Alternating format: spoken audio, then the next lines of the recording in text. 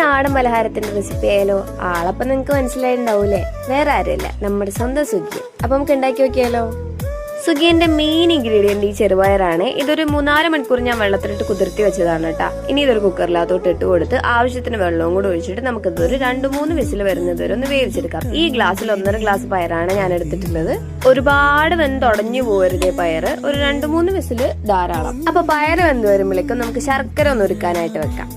ഞാനിവിടെ 3 കഷ്ണം ശർക്കര 1 ഗ്ലാസ് വെള്ളത്തിലാണ് അലിയിച്ചെടുക്കുന്നത്. അപ്പൊ നമ്മുടെ പയറിവിടെ റെഡി ആയിട്ടുണ്ട്. ആ നോക്കിയേ, നല്ലപോലെ വെന്തിട്ടുണ്ട്. ഒരുപാട് വെന്തുടഞ്ഞു പോയിട്ടില്ല, എന്നാൽ നല്ല രീതിയിൽ വെന്തിട്ടുണ്ട്. ഈ ഒരു പരുവത്തിലാണ് നമുക്ക് നമ്മുടെ പയറ് വേണ്ടത്.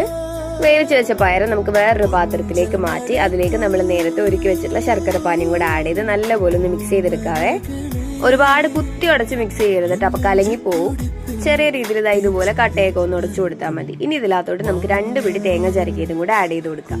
ഇനി ഇത് നമുക്കൊന്നുകൂടി നല്ലപോലെ ഒന്ന് യോജിപ്പിച്ചെടുക്കാവേ. അതിനുശേഷം 2 ഏലക്ക, 1 ടേബിൾ സ്പൂൺ പഞ്ചസാര കൂട്ടി പൊടിച്ചതും കൂടി ഇതിനകത്തോട്ട് നമുക്ക് ആഡ് ചെയ്ത് കൊടുക്കാം.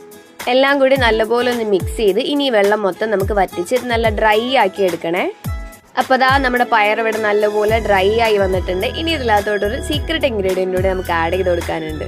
അതോടെ ആഡ് ചെയ്തതിന്റെ ടേസ്റ്റ് വേറെ ലെവലാവും. വേറെ ഒന്നുമല്ല കേട്ടോ, നമുക്കൊരു ഇച്ചിരി പശു നെയ്യും കൂടെ ആഡ് ചെയ്ത് നല്ലപോലെ ഒന്ന് ഇളക്കിയിട്ട് ഇനി ഇതൊന്ന് ആറാനായിട്ട് മൂടി വെക്കാം.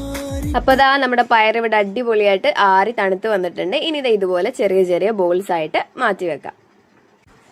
തണുത്തിട്ട് ഉരുള ഉണ്ടാക്കുന്നതാണ് നല്ലത്, അല്ലെങ്കിൽ കൈ പൊള്ളും. അപ്പൊ എനിക്കിവിടെ 9 ഉരുളയാണ് കിട്ടിയിട്ടുള്ളത്.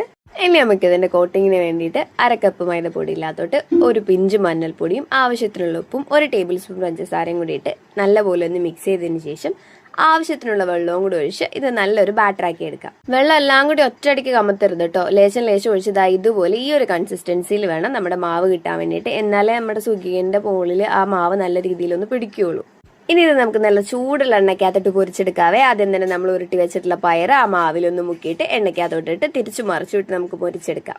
അടിഭാഗം ഏകദേശം മുറിഞ്ഞതിന് ശേഷം മാത്രം മറിച്ചിട്ടാൽ മതി, അല്ലെങ്കിൽ പെട്ടെന്ന് പൊട്ടിപ്പോകാനുള്ള ചാൻസ് ഉണ്ട്. അപ്പൊ നമ്മുടെ അടിപൊളി സുഗിയൻ ഇവിടെ റെഡി ആയിട്ടുണ്ട്. എല്ലാവരും ട്രൈ ചെയ്ത് നോക്കണേ. പിന്നെ കാണാവേ, ബൈ.